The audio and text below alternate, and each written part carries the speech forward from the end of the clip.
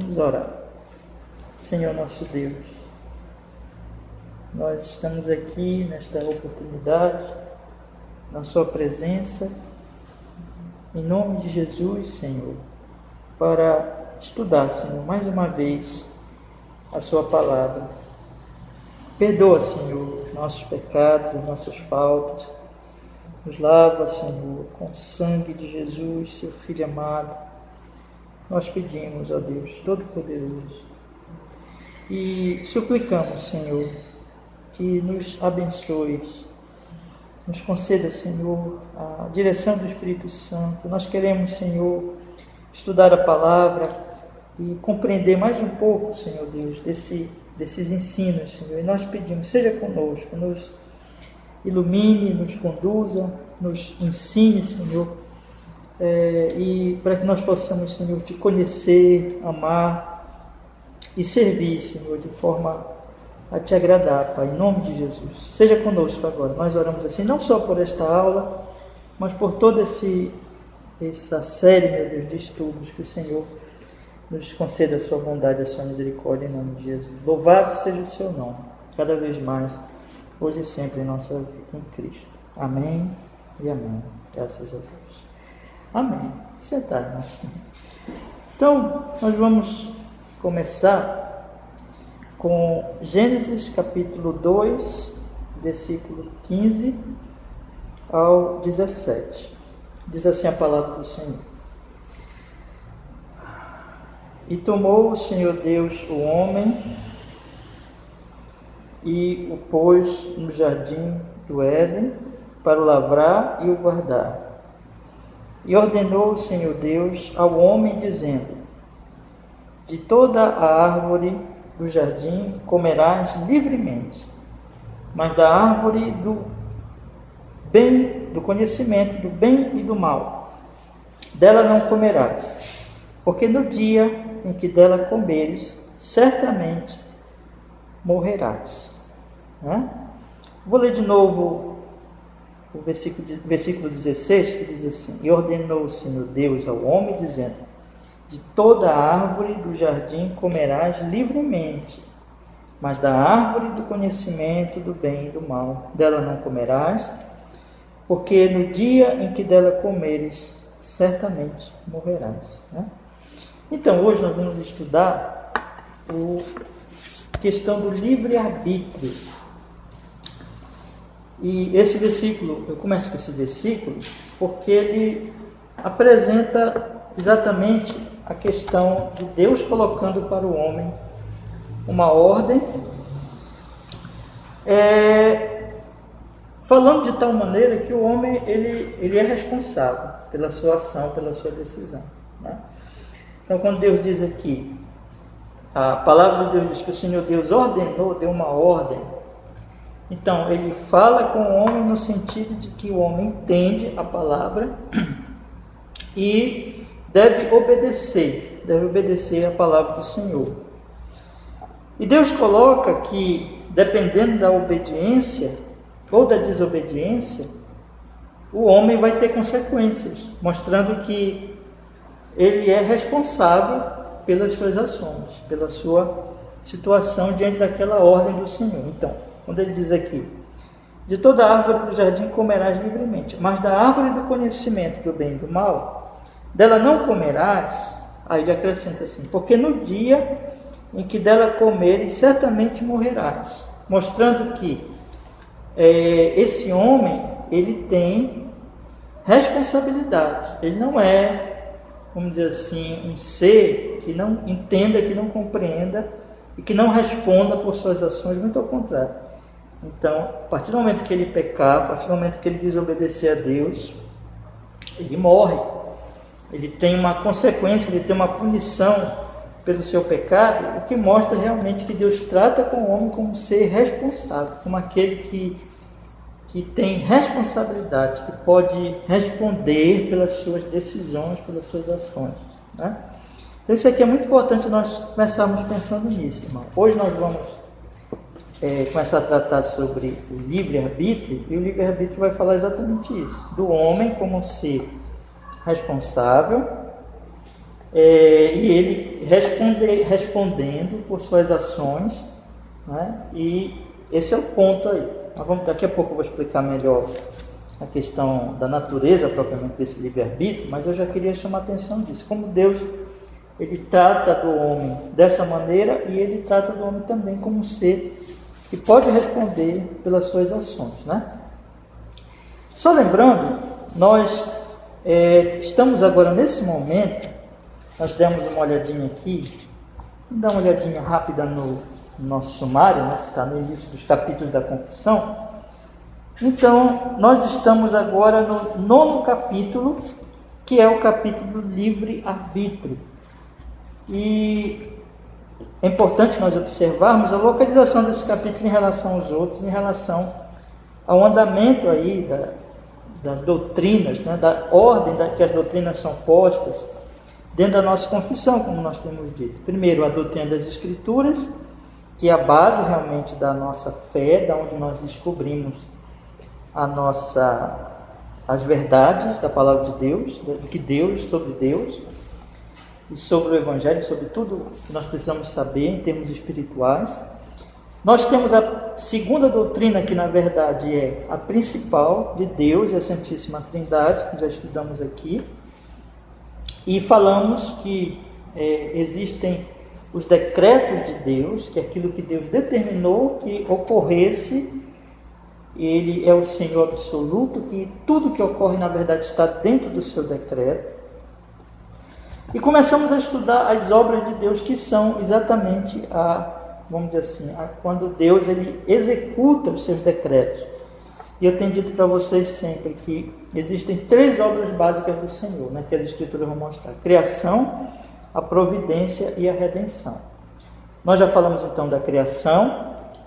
Deus criou todas as coisas do nada. Ele que é um Deus único e ao mesmo tempo triuno, né? Um Deus santíssimo, cheio de atributos gloriosos, um Deus, 3 pessoas. Ele decretou tudo, ele criou do nada todas as coisas, só ele existia, mas ele criou tudo do nada.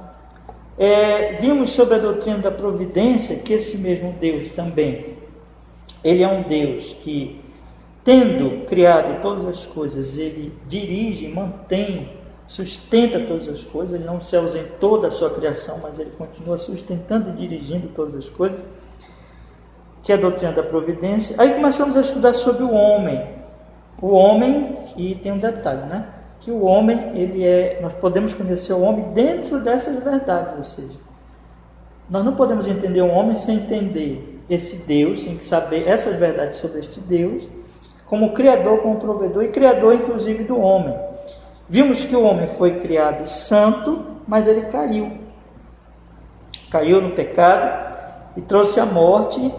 Adão, como nosso representante, trouxe a morte a toda a humanidade. E vimos que Deus ele faz uma aliança com o homem, desde o início, na verdade, né? E que a aliança é uma condescendência de Deus, porque Deus não tem obrigação com o homem, mas Deus condescende em fazer com ele uma aliança. E através dessas alianças, Deus ele se revela ao homem, e o homem então pode conhecer a Deus. Nós vimos que Deus fez um pacto de obras, e é isso que nós vamos também observar aqui nesse texto que eu acabei de ler. Pacto de obras com Adão. Então, quando ele diz, né, se Adão pode comer de todas as árvores, menos dessa árvore do conhecimento do bem e do mal, e que se ele comesse, ele morreria. Então, dependendo do que Adão fizesse, ele seria confirmado em vida ou ele morreria. Infelizmente, Adão pecou, né? Aí veio a queda. Então, o homem quebrou o pacto de obras, não pode mais ser salvo por esse pacto. Não adianta ele tentar se justificar pelas obras, que Adão já quebrou o pacto. Então, Deus fez o pacto, Deus realizou o pacto chamado Pacto da Graça. Aí nós estudamos já nessa aula aqui, que na verdade existem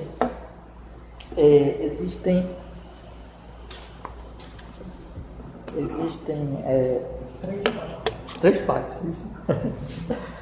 Então, vamos dizer assim, vamos explicar. Mas esse pacto de obras que eu acabei de falar, e o pacto da graça, que é através de Cristo que ele vai nos salvar graciosamente, mas que esse pacto está assentado, né, sobre o pacto da redenção, que é aquele pacto feito entre o Pai e o Filho na eternidade. Que Jesus fala muito nos evangelhos, ali no Evangelho de João, esses estudos que nós estamos fazendo na noite, nós vamos ver bastante, que ele fala, principalmente no capítulo 17 de João, os que me deste, né? Então, esse pacto da redenção baseia o pacto da graça, e Cristo é o mediador, então, desse pacto. É totalmente, então, de graça para nós que cremos, mas para ele não. Ele teve que vir, se encarnar, cumprir o pacto de obras que Adão não fez e morrer por nossos pecados. Então, ele é o mediador. Aí nós estudamos sobre o mediador, Cristo mediador, o Deus homem, perfeito, né? E que o rei, o sacerdote, o profeta. E hoje, então, nós vamos falar do livre-arbítrio. E aqui eu quero chamar a atenção, né? Por quê? Esse livre-arbítrio, ele começa a tratar da aplicação dessa redenção. Então veja, estamos já na terceira obra de Deus, né? A redenção. E quando nós falamos de livre-arbítrio, nós estamos falando do que como o homem vai agir, tendo tomado uma decisão livre, né? De acordo com o seu próprio coração, de acordo com o seu próprio juízo. Então, isso aqui, quando nós falamos já do livre-arbítrio humano, nós já estamos falando da aplicação da redenção. Porque, observe que o próximo capítulo, que Deus quiser vamos estudar semana que vem, ele fala do chamado eficaz. O chamado eficaz é aquela doutrina que nos ensina que quando o Espírito Santo ele vem, e ele opera realmente no coração desse homem, aplica de fato o Evangelho, a graça de Deus, para que o homem possa crer em Jesus e ser salvo. Mas veja, isso tem a ver com livre-arbítrio. Por isso que essas doutrinas estão conectadas, né? Então, quando nós falamos de livre-arbítrio, nós estamos também já preparando o nosso entendimento para compreendermos o chamado eficaz. O chamado eficaz é a obra do Espírito Santo na vida dos eleitos, e que tem a ver então com que este eleito ele vai se arrepender, ele vai crer, ele vai livremente crer em Jesus, se arrepender dos seus pecados. Isso tem a ver com o livre-arbítrio. Mas este livre-arbítrio, então, irmãos, ele tem que ser entendido bem para nós entendermos a próxima doutrina. A partir daí, observe que tem as outras doutrinas, justificação, adoção, santificação, que são já os resultados da fé, né? Então, desde que o Espírito Santo aplica o Evangelho, tudo isso tem a ver com a aplicação, né, do Evangelho. Quando a pessoa crê e se arrepende, ela é justificada, adotada, e ela passa a entrar então no processo de santificação, né? Então, veja, como tudo bem esquematizado, nós estamos caminhando dentro dessas doutrinas para entendermos realmente a obra do Evangelho na nossa alma. Vamos lá então, irmão, tento falar disso aqui, vamos agora observar o ensino da nossa confissão sobre esse assunto de livre-arbítrio. Antes de eu ainda entrar, só queria acrescentar um detalhe aqui. Esse assunto do livre-arbítrio, nós devemos fazer uma certa separação entre aquilo que muitas vezes se entende ou se explica como livre-arbítrio, mesmo nas igrejas, né? Às vezes as pessoas entendem livre-arbítrio como alguma coisa que independe, na verdade, de Deus, né? Então, o livre-arbítrio seria aquela decisão livre que o homem tem, independente da vontade de Deus. Ou seja, eu creio ou não creio, eu me arrependo ou não me arrependo, dependendo só de mim, dependendo só puramente da minha vontade, da minha determinação, sem levar em conta, enfim, uma eleição ou uma determinação do próprio Deus. Ou seja, Deus, ele quer que eu seja salvo, ele envia a mim a pregação do Evangelho, mas Deus não tem realmente a última decisão, né? A decisão final vai ser minha, se eu vou crer ou não. Então, normalmente, quando nós falamos, ou muitas vezes quando falamos em livre-arbítrio, nas igrejas, mesmo nas igrejas, né, e no mundo também, as pessoas entendem realmente como uma liberdade independente de Deus, da soberania divina. As pessoas então compreendem assim, nas igrejas, muitas vezes nas igrejas mesmo, que, olha, eu decido, não existe uma eleição, não existe uma predestinação, não existe uma decisão realmente divina, mas é o homem que decide, e o próprio Deus se submete à decisão do homem, ou seja, Deus ele gostaria que eu fosse salvo, Deus ele enviou Jesus para me salvar, mas eu posso dizer não, né? Então eu posso dizer não para Deus, e ele realmente, no final das contas, não pode fazer nada, né? Eu que vou fazer. Então veja que aí está muitas vezes a compreensão das pessoas que entendem que o livre-arbítrio seja realmente algo de uma espécie de soberania humana, de que o homem realmente é que decide, e o homem então é livre nesse sentido.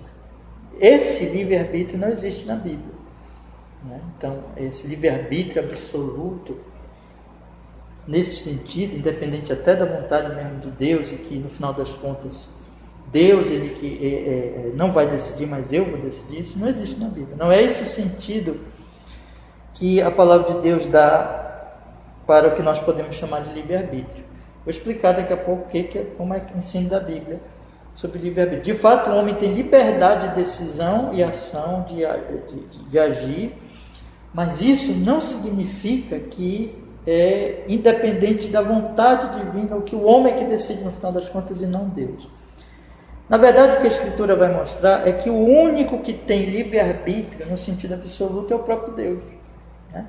Então Deus livremente, nesse sentido absoluto, independente da criatura, somente o Criador, ele tem essa capacidade, essa condição de decidir, de fazer o que ele quer livremente.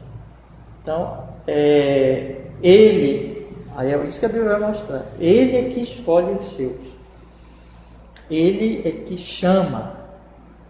Ninguém vem ao mim a não ser de Jesus, que o Pai o traga.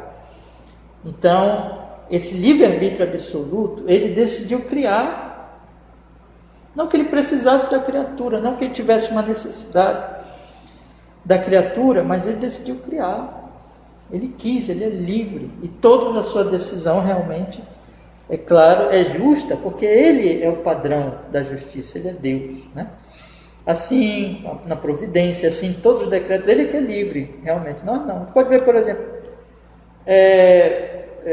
na providência, nos acontecimentos diários, né? Então, hoje nós estamos aqui, nós decidimos vir aqui, é verdade, nós temos livre-arbítrio no sentido de quê? De que realmente nós decidimos vir a esse lugar hoje, mas mesmo isso não é uma liberdade, um livre-arbítrio no sentido que só Deus tem. Porque se nós estamos aqui, no final das contas, o que a doutrina da providência nos ensina? É que ele operou de tal forma que nós pudéssemos estar aqui. Então, o meu livre-arbítrio, a minha decisão, não prevaleceu sobre a vontade divina, mas a vontade dele prevalece sempre, né? E de fato, quando eu tomo minha decisão, no final das contas eu estou cumprindo a vontade dele, que a vontade dele é que é soberana, não a minha, né? Então é por isso que Tiago diz, vocês devem fazer isso, decidir assim, fazer planos, né? Tiago fala, mas sempre dizendo que se Deus quiser, porque ele é ele que tem o livre-arbítrio de fato, nesse sentido absoluto. E assim, irmãos, é também para a salvação. Quer dizer, quando nós pensamos na criação, na providência, na redenção também, essas obras divinas, elas mostram realmente um livre-arbítrio absoluto que só o Senhor Deus tem e o homem não tem. O homem nasce né, onde Deus quer. Adão existiu porque Deus quis, o mundo existe porque Deus quis, inclusive os anjos e homens existem, que são seres morais e racionais, porque Deus quis, mas São redimidos, Deus os sustenta na providência, e são redimidos aqueles que Ele quer redimir. Então é Ele que é livre, nós dependemos da vontade dEle. Então isso é uma verdade, né? Então nós temos que fazer a separação entre livre-arbítrio, no sentido que só Deus tem, e a livre-arbítrio no nosso sentido. E talvez até devêssemos até fazer uma separação entre livre-arbítrio, que só Ele tem realmente, e nós temos uma livre agência, ou seja, nós somos livres para decidir e para agir, né? Mas no final das contas, quando nós estamos agindo, decidindo e agindo, nós estamos cumprindo o livre-arbítrio dele, né? Então é Ele que decide. Queria só colocar essa diferença. Se o irmão quiser fazer pergunta, fique à vontade, tá? Então, vamos ler aqui então sobre o livre-arbítrio. Diz assim a nossa confissão: Deus dotou a vontade do homem com tal liberdade natural e poder de ação em escolha, que ela não é nem forçada, nem predeterminada para o bem ou o mal por qualquer necessidade da natureza, né? Então, vou aqui explicar. Aqui. Olha, Deus dotou a vontade do homem com tal liberdade natural e poder de ação em escolha, que ela não é forçada nem predeterminada para o bem ou para o mal por qualquer necessidade da natureza. O que ele está dizendo aqui é o seguinte: o livre-arbítrio é basicamente que o homem possui liberdade de escolha e ação conforme aquilo que lhe agrada, conforme o seu coração, conforme o seu juízo, conforme as suas tendências, né? Então o homem, ele não é forçado, digamos assim, né, por Deus, mas ele faz aquilo que realmente, livremente, ele pode decidir, ele pode determinar no seu coração, de acordo com a sua vontade. Então ele decide e ele faz, né? Isso chama atenção, é por isso que eu coloquei ali, para nós meditarmos um pouquinho. Eu volto a observar aqui Gênesis, capítulo 2, que o Senhor deixa bem claro assim, ó, versículo 17: Mas da árvore do conhecimento do bem e do mal, dela não comerás, porque no dia em que dela comeres, certamente morrerás. Ou seja, tu vai morrer, tu vai ser punido pelo teu pecado. Então o que é o pecado? Pecado é quando o homem livremente ele desobedece a Deus. Deus está aqui dando uma ordem para o homem cumprir a sua lei, e o homem aqui, se ele desobedecer essa lei, ele será responsabilizado. Significa o quê? Que ele tem responsabilidade pelas suas ações, que ele é um ser livre no sentido quê? De que ele pode tomar uma decisão e seguir um curso na sua vida de acordo com o seu coração, de acordo com as suas tendências, de acordo com o seu juízo. Isso é o que? Livre-arbítrio. Em outras palavras, eu posso desejar o que eu desejo, eu posso fazer o que eu quero, eu posso seguir o meu juízo e os desejos e a determinação, aquilo que o meu coração ama e aquilo que o meu coração está buscando. Eu sou livre para fazer. Basicamente, livre-arbítrio é isso, né? Ou seja, eu desejo o que eu desejo, eu faço o que eu quero. Em termos de... eu tenho essa liberdade. Eu sou um ser responsável. Eu vou responder por isso, por causa exatamente dessa minha liberdade, né? Então, eu tenho liberdade. Eu tenho poder de decisão. Sem ser forçado, sem que isso seja tirado de mim. Então, eu tenho Deus me deu, como te coloca aqui a confissão, Deus dotou a vontade humana com tal liberdade natural e poder de ação e escolha, que ela não é nem forçada nem predeterminada para o bem ou o mal, por qualquer necessidade da natureza. Então, ele é livre sem ser forçado, né? Ele é livre para ação e para a escolha. Vamos dar uma olhada aqui nos textos? Eu não sei se eu vou conseguir ler todos, mas aquilo que nós pudermos nós vamos lendo. Mateus, capítulo 17, versículo 12. Mateus, capítulo 17, versículo 12.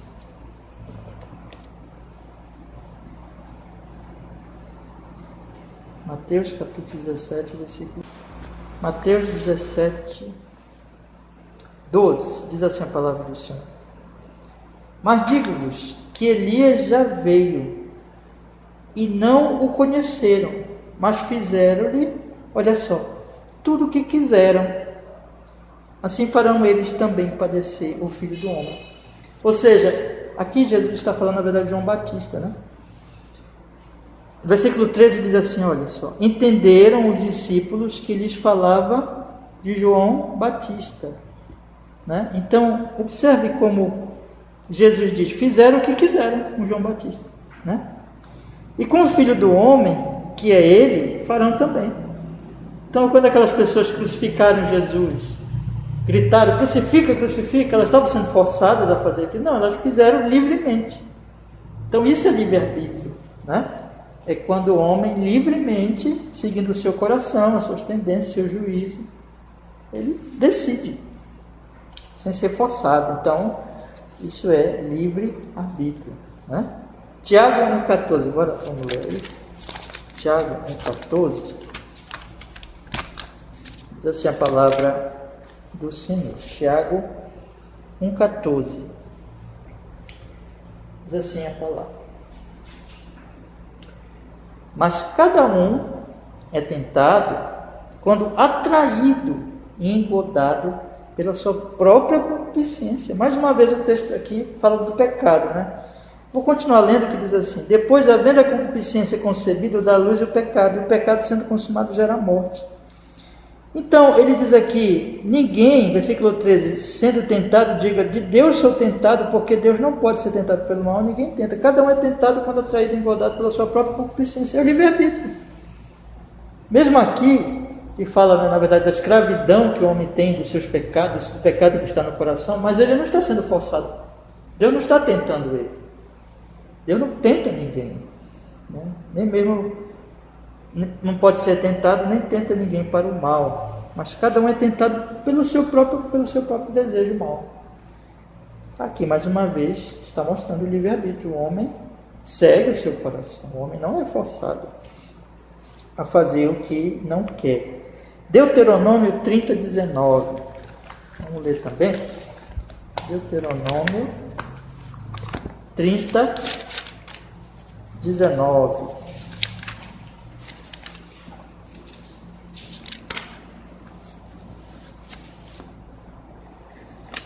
Deuteronômio 30, 19. Diz assim a palavra de nosso Senhor. Deuteronômio 30, 19.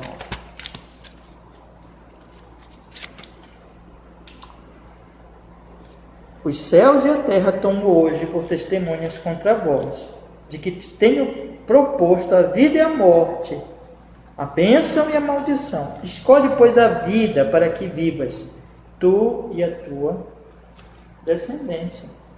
Né? Então, aqui, ó, Deus coloca livremente para o homem a vida e a morte. Então, o homem, Deus está colocando aqui para o homem como ser responsável, que pode decidir e que vai responder pelas suas, então, ações. Né? Então, irmão, eu vou dar aqui o resuminho, se você quiser anotar, diz assim: o homem possui liberdade de escolha e ação conforme o que lhe agrada. Podemos resumir assim, creio eu, né? Então, o homem possui liberdade de escolha e ação conforme o que lhe agrada.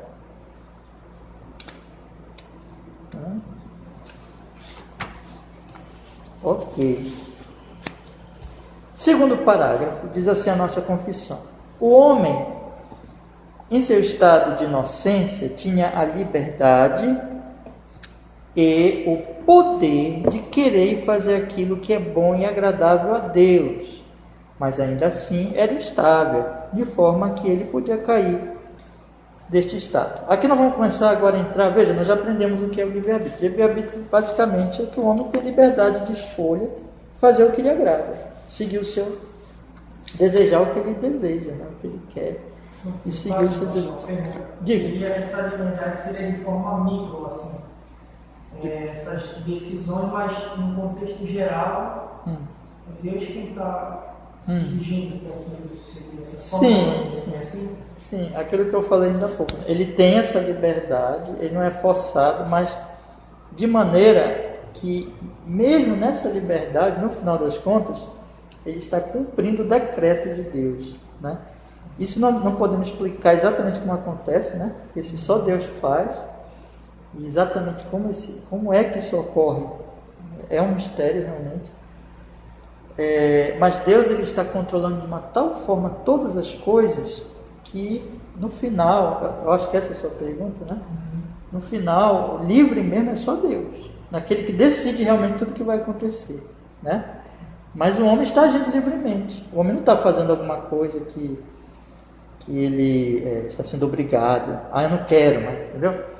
Mas ele realmente está ali naqueles termos ali do que Deus está apresentando para ele, e se ele segue ou não a vontade divina, ele está fazendo livremente, né? E ele vai responder de acordo com o seu coração, né? Deu para entender? Tá? A hora que você quiser perguntar, você tem vontade. E um detalhe, né? Agora, até dentro da sua pergunta, aí nós vamos observar que se isso é verdade, ou seja, que o homem ele realmente age de acordo com a liberdade que ele tem de seguir o seu próprio coração, suas tendências, seu juízo, né, e decidir. Aí nós temos que pensar no estado do coração do homem, né? É isso que realmente vai importar aqui nessa questão. E a Bíblia vai ensinar que existem os seguintes estados: estado de inocência, estado de queda, estado de graça, estado de glória. Então são 4 estados, vamos dizer assim, em que o coração do homem ele vai estar, né? O coração do homem antes de Adão cair, ou seja, que na verdade nessa situação só Adão mesmo experimentou com Eva, né? Nós não experimentamos isso hoje. Nós só experimentamos o outro estado já. E depois da queda, é outro estado do coração do homem. Então, o homem, coração caído, coração debaixo do que aconteceu na queda, né? Agora, quando esse homem é convertido, quando o Espírito Santo vem a ele, nós vamos estudar semana que vem sobre o chamado eficaz, aí ele entra no terceiro estado. Isso só os eleitos entram, né? É o estado de graça. Tá? É que ele vive nesse período aqui, enquanto ele está nessa vida. Agora, quando ele morre, e principalmente, né, mas já quando ele morre, mas isso vai ser consumado plenamente quando na volta de Jesus, aí o homem ele vai estar em que estado agora? Em estado de glória. Então nós temos os 4, né? Inocência antes da queda, graça e glória. Então, nós vamos observar agora que em cada um desses estados, o livre-arbítrio, ele é o mesmo. É o mesmo livre-arbítrio, ou seja, eu faço o que está de acordo com o meu coração. Eu faço o que está de acordo com minha tendência, com meus desejos, com o meu juízo. Só que o meu coração, cada estado desse é um. Ele está num estado, melhor dizendo, diferente, né? Esse coração. Então, o homem tinha um coração, tipo de coração, vamos dizer assim. Ele estava no estado do seu coração antes da queda, depois da queda, quando ele é convertido e lá na glória. É isso que vai fazer a diferença, no final das contas, porque o homem vai decidir. Ele tem todos esses estados, ele tem livre arbítrio, né? Por quê? Porque o que é livre arbítrio? O homem age de acordo com o seu coração, de acordo com o seu juízo, com suas tendências, seus desejos, né?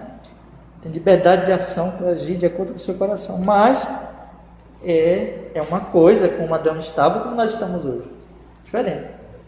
Nosso coração, como o coração de Adão estava lá antes da queda, como nós estamos hoje, e como será na glória também. Então vamos estudar isso aí, tá bom? Esse é o aspecto, é o aspecto que nós vamos estudar agora em cada um desses estados. Vamos lá.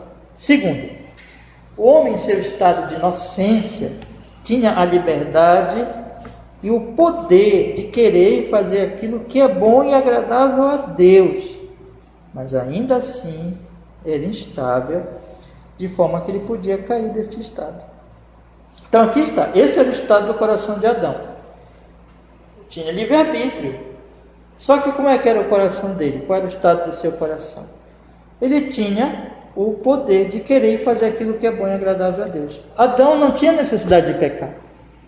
Entende? Então ele podia ter, como ele foi criado santo, ele foi criado bom.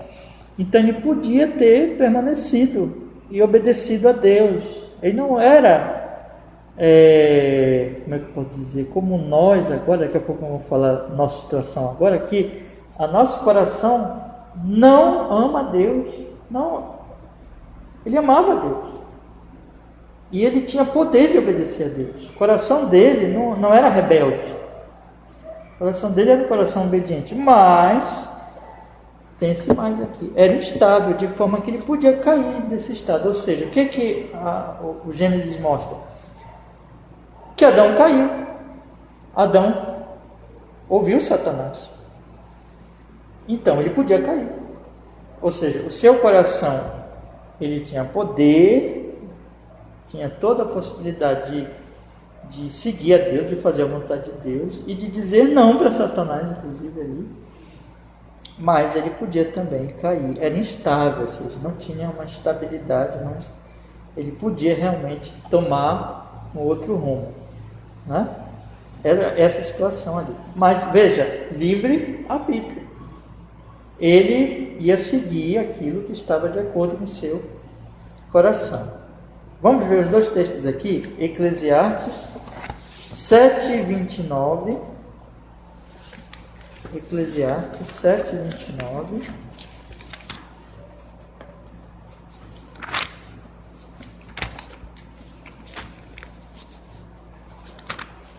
Então, assim a palavra do Senhor. Eclesiastes 7:29. Eis aqui o que tão somente achei, que Deus fez ao homem reto, porém eles buscaram muitas astúcias. Vou ler de novo. Eis aqui o que tão somente achei, que Deus fez ao homem reto, porém eles buscaram muitas astúcias. Então observem que Deus fez ele reto, mas ele buscaram astúcias. Quer dizer que Deus fez reto, mas ele podia cair, né? Bora ver outro aqui, Gênesis 3:6. Esse aqui, né? É bastante conhecido nosso. Gênesis 3:6. Gênesis 3:6. E viu a mulher que aquela árvore era boa para se comer, agradável aos olhos e árvore desejável para dar entendimento. Tomou do seu fruto e comeu, e deu também ao seu marido, ele comeu com ela. Olha só, então ela viu e ela viu que era agradável aos olhos, ela viu que era desejável para dar entendimento, e ela comeu, e deu para o marido, ele comeu com ela. Então veja que Deus fez reto, mas ela tinha também a possibilidade de cair desse estado, como de fato caiu. Foi tentada, ouviu Satanás e caiu. É uma situação que para nós isso aqui também é um mistério, né? Como é que um ser criado reto poderia cair? Mas aqui está nas Escrituras Sagradas que havia realmente a possibilidade de isso acontecer, como de fato aconteceu. Então, veja, livre-arbítrio. Eles podiam ter seguido, mas tinha também a possibilidade de cair. E de fato caíram, né? Vou colocar aqui então o resumo. Na inocência, 2 pontos. poder de querer e fazer o bem, com a possibilidade de cair, possibilidade de queda, né? Podemos colocar assim. Na inocência, 2 pontos. Poder de querer e fazer o bem, com a possibilidade de queda. Esse era o estado do coração de Adão e Eva naquele momento. Mas aqui eles tinham, mais uma vez, repito, né? Livre arbítrio. Livre arbítrio. Terceiro parágrafo, vamos ver então. O homem, por meio de sua queda em um estado de pecado, perdeu completamente todo o poder da vontade quanto a qualquer bem espiritual que acompanhe a salvação, assim como o homem natural, inteiramente adverso a esse bem e morto em pecado, não é capaz, por sua própria força, de converter-se ou preparar-se para isso. Então, o que a confissão está dizendo? Eu vou ler aqui e vou explicar. O homem, por meio da sua queda em um estado de pecado, perdeu completamente todo o poder e vontade quanto a qualquer bem espiritual que acompanha a salvação. O homem, o que a confissão está dizendo aqui é o seguinte, que desde que Adão pecou, o que aconteceu lá? Adão era nosso representante, né? Então, perdão. Adão era nosso representante. Então, quando ele pecou, a culpa passou para nós. Então, o pecado dele é o nosso pecado. Ele morreu imediatamente, porque ele quebrou a comunhão dele com Deus, morreu, perdeu a comunhão com Deus, e aí vem a morte. Ele perdeu o contato com a vida, então ele morreu espiritualmente. Ele agora, e o pecado, ele vai invadir todo aquilo que nós já estudamos, na depravação total. Vai invadir todo o seu ser, contaminar tudo. Conosco a mesma coisa acontece. Então, já na nossa concepção, nós já herdamos esse pecado original, nós já nascemos com uma natureza, já nascemos mortos em delitos e pecados, e com uma natureza corrompida. Então, nós não temos mais, nenhum departamento da nossa vida está limpo, está manchado pelo pecado. Isso significa que nós perdemos o poder, totalmente perdemos o poder de realizar qualquer bem espiritual que acompanhe a salvação. Ou seja, o que isso quer dizer? O que é um bem espiritual? Isso não significa que o homem não possa fazer algum bem. As pessoas fazem bens, né? As pessoas ímpias fazem coisas boas. Uma pessoa ímpia pode, de forma generosa, dar comida para um pobre, praticar um ato para salvar a sua nação, um ato de patriotismo, por exemplo, salvar a sua nação, salvar uma pessoa que está morrendo afogada. Tudo isso são bens, né? Salvar a sua nação, salvar muita gente na guerra, se sacrificar, enfim, podemos dar aqui vários exemplos, mas não é bem espiritual. Nenhuma dessas coisas são coisas boas em si. Ajudar o pobre, generosamente ajudar uma pessoa humilde, salvar uma pessoa que está morrendo, lutar pela cura de uma doença, tudo isso, enfim, podemos citar vários bens que são realmente bens. Porém, não é um bem espiritual. Porque o que é um bem espiritual? O bem espiritual é aquilo que é feito para Deus, para glorificar a Deus, em amor a Deus. Porque a divisão, né? Jesus dividiu os mandamentos em 2: amar a Deus sobre todas as coisas. Essa é a essência da religião, digamos assim, a essência da espiritualidade, né? É o amar a Deus. Então, o bem espiritual tem a ver com isso, quando eu faço alguma coisa em amor ao Senhor, para a glória do Senhor. E aí eu amo verdadeiramente o próximo. E aí eu faço um bem verdadeiramente. Mas o homem ímpio não faz isso, né? Então, mesmo que ele, quando ele pratica um ato heróico, ele faz um bem, é um bem de fato, no sentido daquilo que foi feito, é uma coisa boa, mas o coração dele não glorifica a Deus, não está fazendo para Deus, está fazendo para si mesmo, ou para um ídolo. Por exemplo, eu falei do patriotismo, né? Entende? Por exemplo, ele pode fazer aquilo, salvar muita gente de uma guerra, lutar pelo seu povo, contra um inimigo perigoso, mas no final das contas ele está fazendo aquilo com um certo orgulho, pela sua glória, né? Ou pela sua nação. A nação é o seu Deus, né? Então, sempre tem um elemento de idolatria, sempre tem um elemento de que ele está fazendo aquilo não para a glória de Deus. Então isso é o que o homem é. O coração dele não ama a Deus e, portanto, tudo que ele faz não é bem espiritual, porque não é para a glória de Deus. Então, para o homem ímpio, é impossível ele fazer alguma coisa, tomar uma decisão, escolher um caminho que realmente seja para a glória de Deus, porque o coração dele não ama a Deus. Os juízos dele, a mente dele, os desejos dele estão contaminados pela idolatria, pela rebeldia. Então sempre ele vai decidir e ele vai escolher aquilo que não honra realmente a Deus dentro dele. É impossível ele fazer diferente. E, portanto, não é bem espiritual. É livre-arbítrio. Ele faz aquilo que ele livremente. Ninguém está forçando ele, mas ele está fazendo aquilo exatamente que é de acordo com o seu coração. E aí a confissão diz também aqui, assim como o homem natural, assim como o homem natural inteiramente adverso a esse bem e morto em pecado, não é capaz por sua própria força de converter-se e preparar-se para isso. Ou seja, já que ele está assim, não adianta.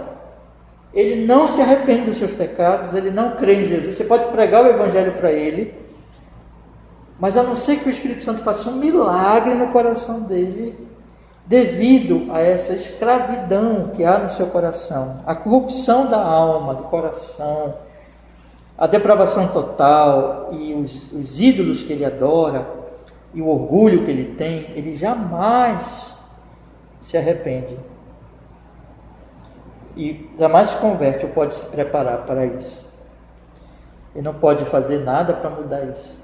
É a mesma coisa que nós falamos, por isso que tem essa comparação com o morto. Nós estávamos mortos em delitos, ou seja, a mesma coisa que eu falar com o morto não vai me responder. O morto não tem ação, está morto. Assim o homem, ele é morto para Deus, ele é incapaz de tomar uma ação de arrependimento de fé, de se arrepender de crer, porque ele está morto para Deus. E assim como o morto não pode se preparar para ressuscitar, ele não pode fazer nada para ressuscitar, ele está morto lá no caixão. Assim também nós espiritualmente, na queda, nós também não podemos nos preparar.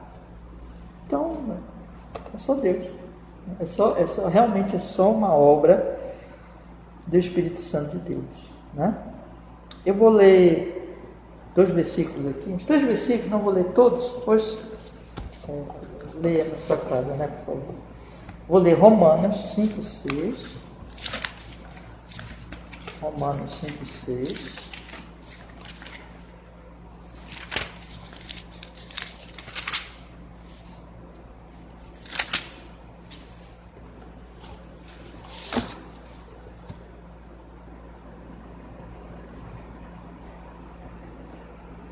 Porque Cristo, estando nós ainda fracos, morreu a seu tempo pelos ímpios. Então, olha aí, fracos e ímpios, né? 8:7. Aqui mesmo em Romanos. Vamos aproveitar que nós estamos aqui. Porquanto a inclinação da carne é inimizade contra Deus, pois não é sujeita à lei de Deus, nem em verdade o pode ser. E aí nós vamos ler mais esse aqui, João 6:44. João 6:44. Olha só o que Jesus diz. João 6:44. Diz a palavra: ninguém pode vir a mim se o Pai que me enviou o não trouxer, e eu o ressuscitarei no último dia. Se o Pai não trouxer, ninguém pode vir, não tem poder, não quer. E não é porque quer, mas não consegue, entendeu? Não quer saber de Deus, não quer nada com Deus. Então, essa é a situação realmente do homem. Vamos dar o resumo aqui. Agora, se quiser anotar, você pode anotar. Na queda, 2 pontos. Impossibilidade total de querer e fazer o bem espiritual. Repetindo, na queda, 2 pontos. Impossibilidade de querer e fazer o bem. Impossibilidade total, né? De querer e fazer o bem espiritual. É isso. Vamos agora, veja, nós já vimos o homem em estado de inocência e o homem em estado de queda. Agora vamos ver o terceiro estado, o homem em estado de graça. No 4º parágrafo diz assim: quando Deus converte um pecador e o transporta para o estado de graça, Ele o liberta de sua natural escravidão ao pecado e, por sua graça, o habilita a livremente querer e fazer aquilo que é espiritualmente bom. Ainda assim, em razão de sua corrupção remanescente, ele não o faz perfeitamente, nem apenas deseja o que é bom, mas também o que é mal. Então vamos explicando. Agora, o estado de graça. Então o Espírito Santo vem e transporta o pecador para o estado de graça. Quando Deus converte o pecador, veja como nós acabamos de ver, o homem não consegue se converter nem se preparar para isso, então é um milagre. Aí Deus vem e o converte. Aí o que acontece agora com o coração dele e com a vontade dele? Ele o liberta de sua natural escravidão ao pecado e, por sua graça, o habilita livremente a querer e fazer aquilo que é espiritualmente bom. Aí tem uma mudança real. O homem passa a amar a Deus mesmo, passa a amar a Deus e passa a fazer realmente o que é espiritualmente bom, livremente, habilita livremente a querer, olha, livremente, né? O habilita a livremente, querer fazer e fazer aquilo que é espiritualmente bom, ou seja, livre-arbítrio, tudo é livre-arbítrio. O homem agora, ele quer o bem, quer o que é bom, ele ama a Deus, mas ainda tem corrupção dentro dele, ou seja, ele não é perfeito. Aqui nós ainda estamos lutando contra a carne, ainda há, como a confissão diz, corrupção remanescente, ainda há lá esse poder dentro de nós, aqueles hábitos, aquelas tendências, né? Ainda assim, em razão então de sua corrupção remanescente, ele não faz perfeitamente, ou seja, mesmo o eleito, salvo, já está salvo, mas ele quer o que é bom, mas devido a essa corrupção ainda mancha aquilo, e isso não é perfeito. Então, aquele querer dele ainda vem, devido à corrupção remanescente, vem imperfeito, vem manchado ainda por esse pecado. E mais, acrescenta, nem apenas deseja o que é bom, mas também o que é mal, ou seja, devido a essa corrupção remanescente, ele tem desejos maus ainda. Então, por exemplo, ele quer, dá um exemplo aqui, né? Ele quer amar, ele ama a Deus, ele ama os seus irmãos, ele faz o que é bom, por amor a Deus, por amor aos seus irmãos, isso já é uma realidade, mas ele não faz isso perfeitamente por causa da corrupção remanescente. E ele não quer só isso, né? E, junto disso ainda vem desejo, às vezes ele fica com raiva, ele fica magoado, aí ele tem aquela tendência ainda, né, para não somente amar, mas ainda vem aquela coisa de não querer perdoar o irmão, de não querer ter paciência com o irmão. Ele sente desejos ainda, o pecado ainda o tenta vamos dizer assim, a não querer ter paciência, não querer perdoar. É claro que se ele é um filho de Deus, aí ele vai mortificando isso, né? Esse é um processo, tá? Da santificação, mas ele não deseja só o que é bom, mas também o que é mal. Então ele ama, ele faz o bem, ele honra a Deus, ele ama a Deus, mas aqui e ali ele percebe claramente que existe nele ainda desejos ruins, que ele tem que lutar contra. E como Paulo vai dizer em Efésios, ele tem que se revestir do novo homem, né? E tirar o velho homem, né? Mas esse velho homem ainda quer se insinuar lá, ainda quer digamos assim, se intrometer. Eu vou ler 2 textos aqui para nós percebermos isso. Colossenses 1,13. Colossenses 1,13.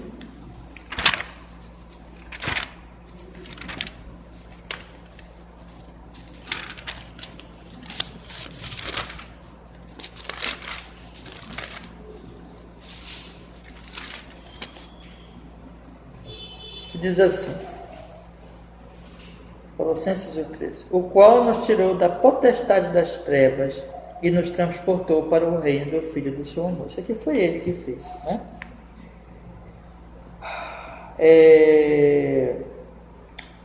Então ele nos libertou, mas ainda tem a corrupção remanescente. Bora ver Romanos 7.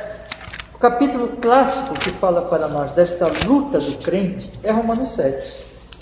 Paulo fala dessas coisas, né? Vamos fazer aqui uma leitura de alguns versículos indicados aqui na nossa confissão.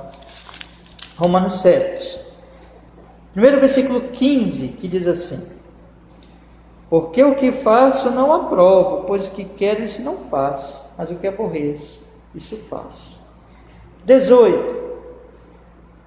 Porque eu sei que em mim, isto é, na minha carne, não habita bem algum, e com efeito o querer está em mim, mas não consigo realizar o bem. 19. Porque não faço o bem que quero, mas o mal que não quero, esse faço. 21. Acho então esta lei em mim, que quando querer fazer o bem, o mal está comigo. E 23. Mas vejo nos meus membros outra lei, que batalha contra a lei do meu entendimento, e me prende debaixo da lei do pecado, que está nos meus membros. Eu vou completar até o 25, que diz assim: miserável homem que sou, quem me livrará do corpo desta morte? Dou graças a Deus por Jesus Cristo nosso Senhor. Assim que eu mesmo com entendimento sirvo a lei de Deus, mas com a carne a lei do pecado. Jesus vai dando vitória para esse cristão, né? Graças a Deus por Jesus Cristo nosso Senhor. É uma batalha para toda a vida, é a luta da santificação, mas é uma realidade, ou seja, ele já ama a Deus, ele já ama o que é bom, mas ele não faz isso perfeitamente porque ainda tem a corrupção, e ele não tem só desejos bons, ele também tem desejos maus, né? Então, vou colocar aqui o resumo, né? Na graça, 2 pontos: possibilidade de querer e fazer o bem, mas imperfeitamente.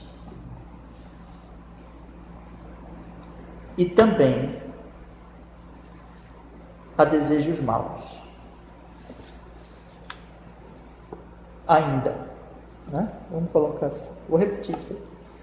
Na graça, 2 pontos: possibilidade de querer e fazer o bem, mas imperfeitamente. E ainda há desejos que não são bons. Tá? E a última parte, irmão, agora vamos ver na glória.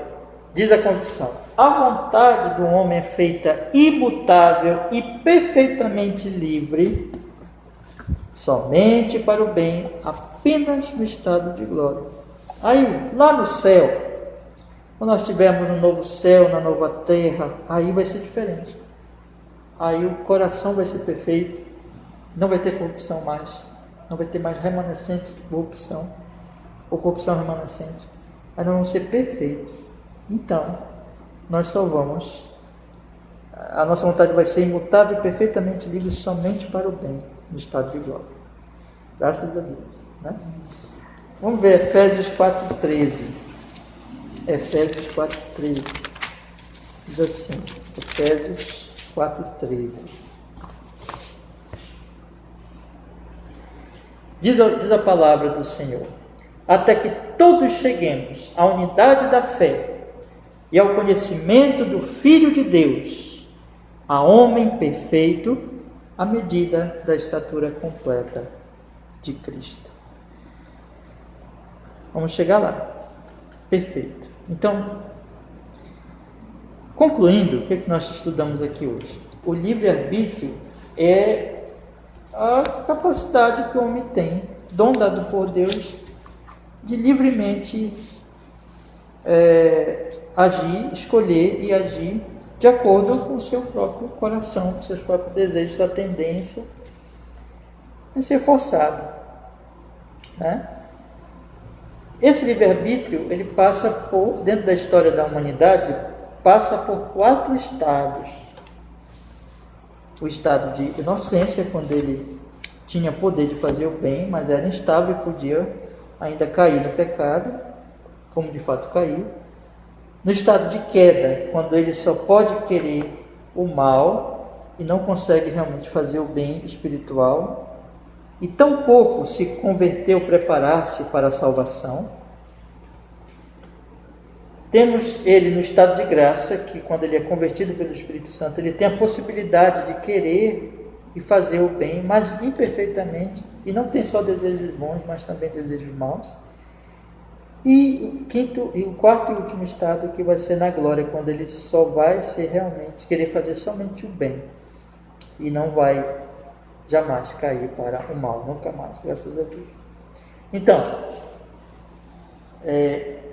tudo isso livre-arbítrio, mas que o livre-arbítrio, ele, em cada um desses estágios, ele está realmente operando de acordo com o coração do homem. Então, antes da queda, poder para fazer o bem, mas com possibilidade de cair.